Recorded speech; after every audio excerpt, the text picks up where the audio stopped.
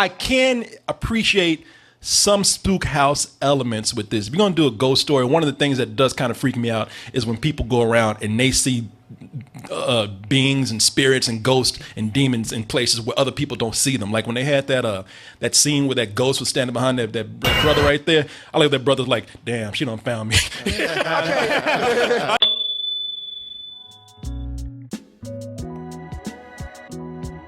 Horror movies, man.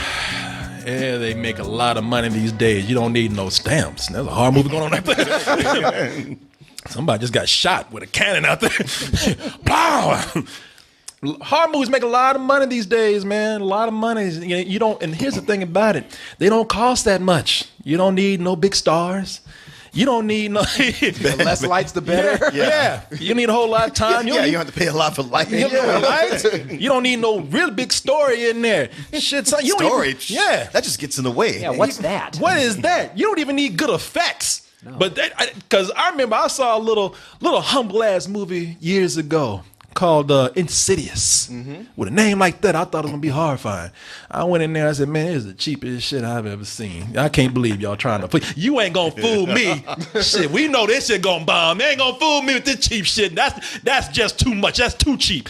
Turns out that shit made a lot of money. Y'all think he's exaggerating, but I remember when you came out of it, those are the exact words you said to me. I believe you called it a spook house movie. Yep. I did. A spook house movie. I know. I called it a bullshit. Cheap. I hate going to these festivals.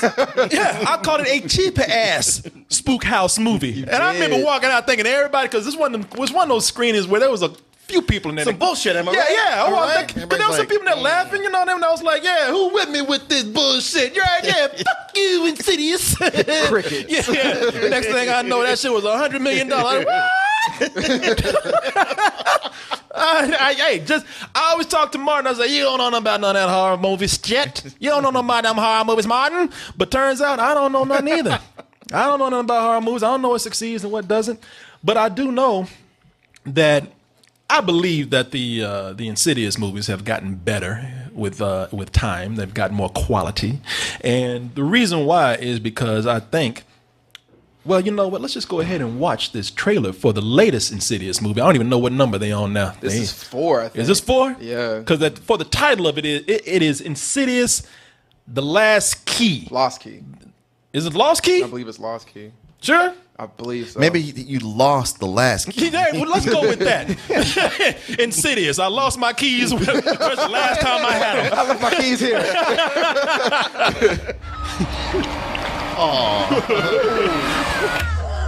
Shut the fuck up. You're going to touch it. She trying to grab some titty. You know, I can't see. What's up? What's that?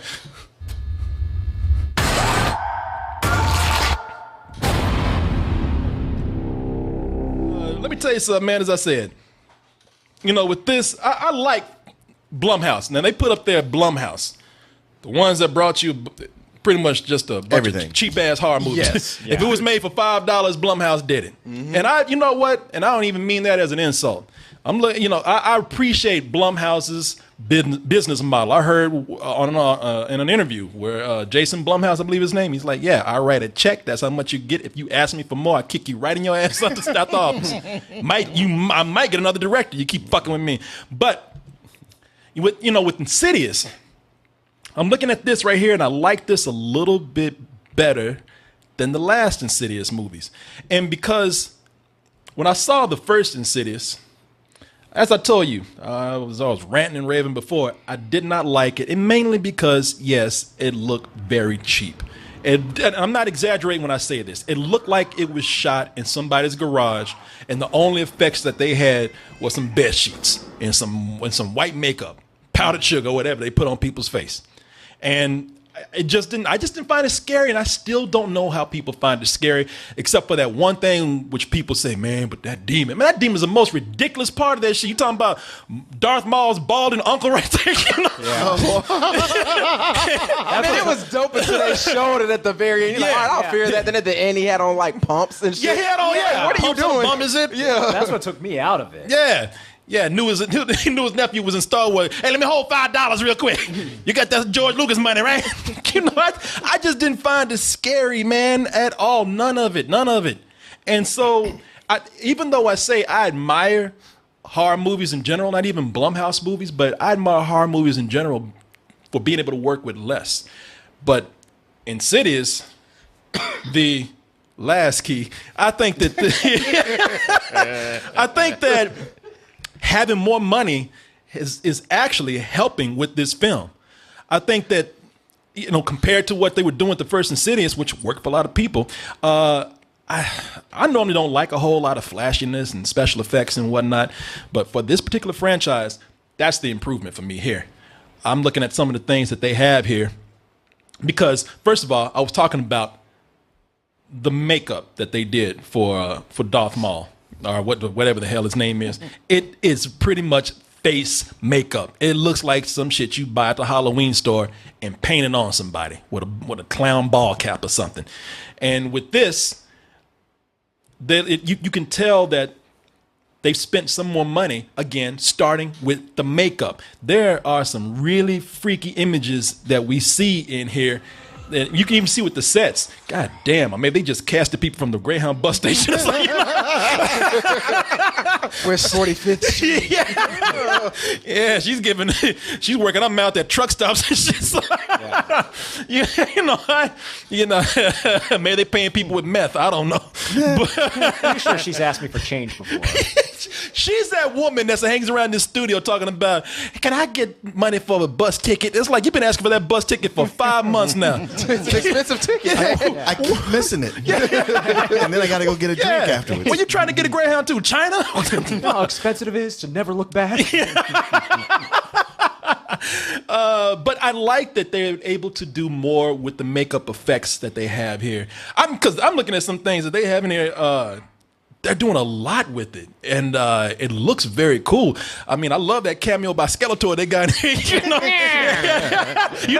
He don't come cheap. Man, that really does like Skeletor, the old ass He-Man right there. Surprise, bitch! I got my finger on your ass, He-Man.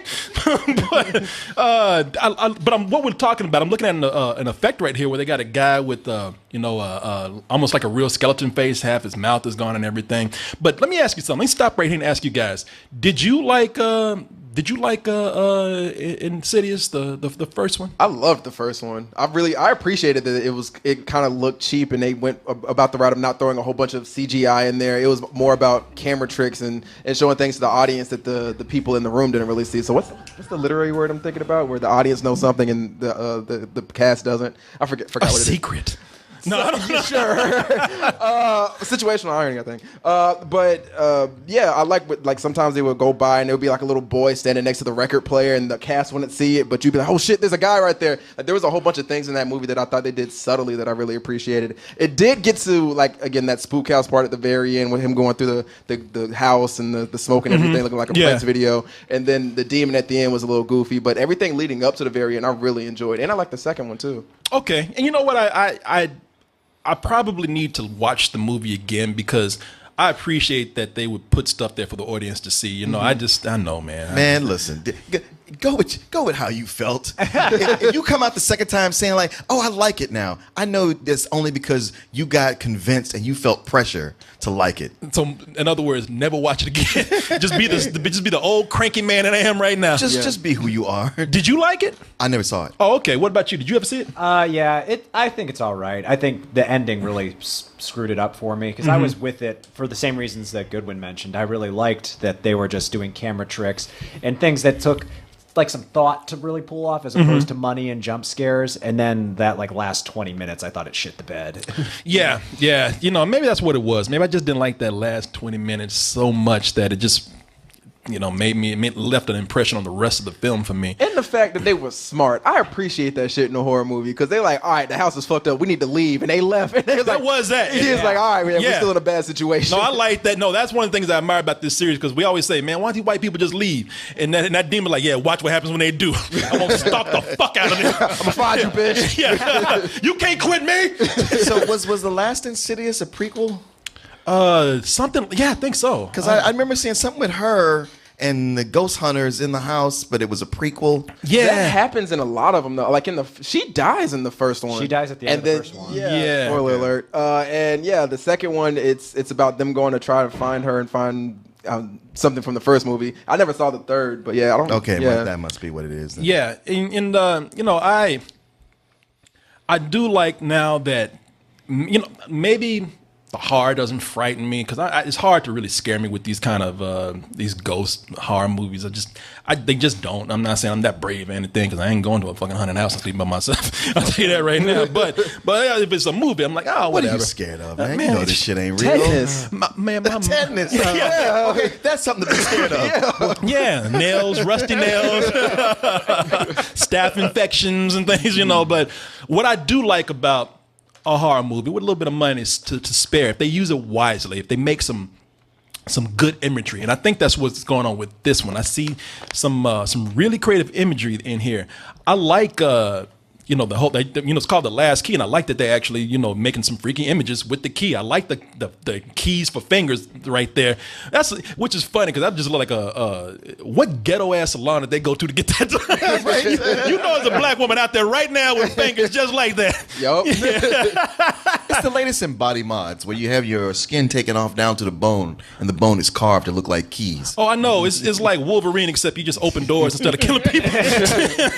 Well, I'll take care of that door. And I like the way they use it, too. It's just not imagery like in the movie. I like that they actually use it to some really freaky effect. Like when they had that girl on the ground, they going into her throat. Like, well, yeah, having all that loud ass sex. I'm gonna shut your ass up for good now. Lock your throat up. But that was, I thought that was a really cool image right there. Makes me interested to see whatever this creature is or this demon is. Might not be scared, but I like that. I like, I like creativity. I can admire that. Martin, but you are hard to please when it comes to the horror. Yeah. How you feeling about this trailer right now? Nah, not doing nothing. Martin, I'm still limp. I mean, I the whole thing with the key fingers and locking the girl's throat, that was cool. I was like, okay, I don't think I've seen that, but everything else, the ghost hunting through the house, I was like, tired. Seen it way too many times. Ain't doing it for me. And the very definition of a spook house film. And you know what, Martin? You are exactly right. Now, I can appreciate some spook house elements with this. If you're going to do a ghost story, one of the things that does kind of freak me out is when people go around and they see beings and spirits and ghosts and demons in places where other people don't see them. Like when they had that scene where that ghost was standing behind that brother right there. I like that brother's like, damn, she done found me. I knew I shouldn't have fucked that white girl. I like that, but that's just like the same thing they did in the first one. It's like, all right, maybe show me something a little bit new. Yeah. Like, that was the big reveal of the demon in the first one when you saw him. You're like, Yeah. okay, that was kind of cool, but doing it here, you're like, And I like that guy has Martin's reaction while watching this. I know. All right. I like the way that dude is playing it off. Like she's like, the baby's yours. He's like, no, it ain't. No, it ain't. I don't hear. If more Puffington said it ain't mine. But I hear what you're saying though, Martin, because they are getting into spook house territory. Some of it I can take, like they're getting into the jump scares. I don't like jump scares. I like it if you can make it funny. You don't have to scare me with it, but if you can make it funny, like when when that chick found that hand.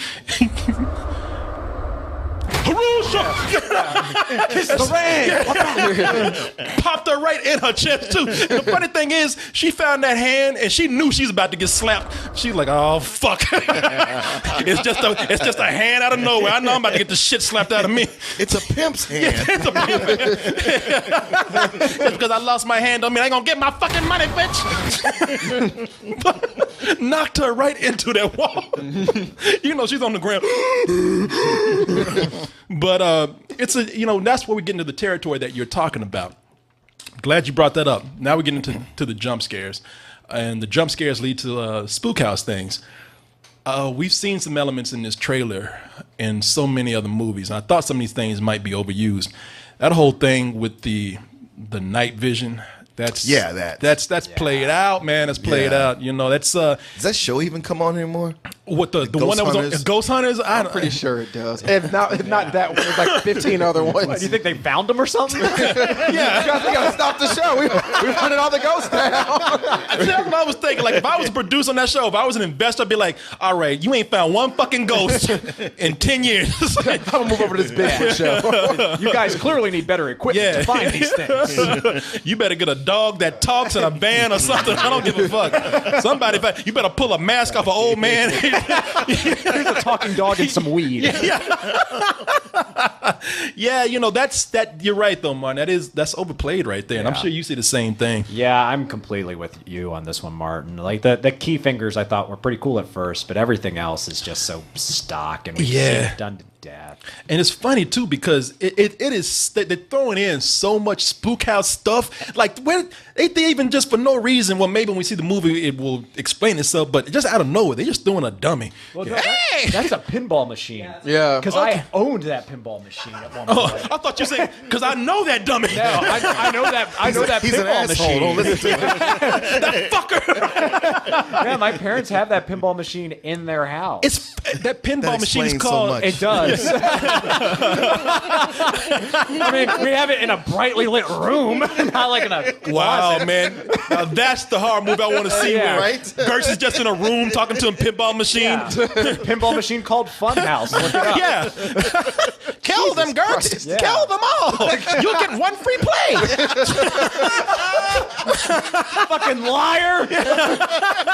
No, I remember that one. It's called Funhouse. Yes. It's the one that actually on the screen and has an actual dummy in a tuxedo talking. Yeah. In the pinball machine talks. Yeah. But it's still a fucking dummy in a horror movie. It counts. So, but now the ones that they brought back in here, because that's the thing about again these horror movies.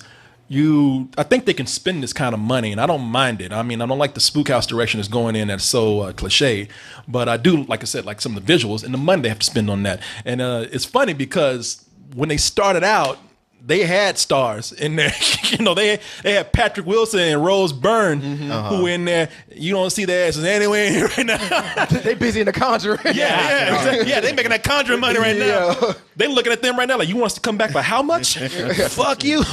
Patrick keep playing the same role. It does, man. Man, come on.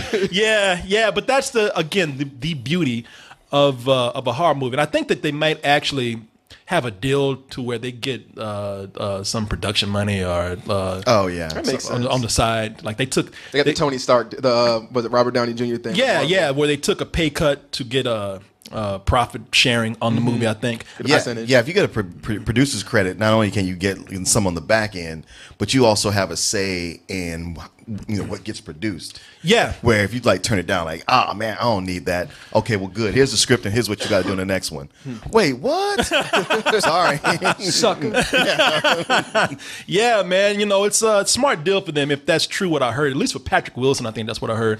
But they do have one woman. I think Lynn Shay is her name. She's been the recurring star of this movie anyway, of this series. And I doubt if she's getting Patrick Wilson money. So, maybe. I don't know. Yeah, you don't know. I don't know. Yeah. Over time, She keeps showing up in these movies. She's dead. They kind of keep bringing her back. Yeah.